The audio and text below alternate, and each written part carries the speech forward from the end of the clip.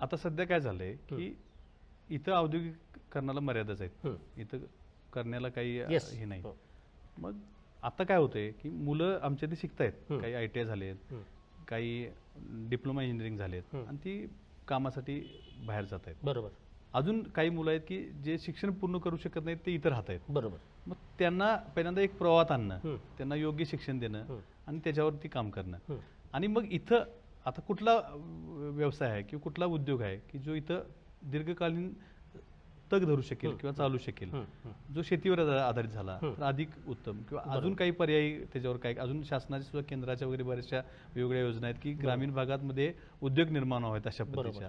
त्या अनुसरून इथल्या लोकांच्या मानसिकतेला, तुम्ही म्हणताय ते अगदी सत्य योग्य आहे, इथले लोक खूप कष्टाळू आहेत आणि इथल्या लोकांच्यात खूप चांगल्या पद्धतीचे गुण आहेत की जेणेकरून आता आम्ही पर्यटनाच्या बाबतीत सुद्धा सुरुवातीला आम्ही खूप निगेटिव्ह होतो, आम्ही म्हणजे लोक होते यातून काय फार साध्य होणार नाही असं वाटत होतं. पण आता अगदी गैबीपासून जर दाजीपूर बघितलं तर 100हून अधिक हॉटेल रेस्टॉरंट सुरू झाले आणि ते सगळे चांगल्या पद्धतीने चालतायत.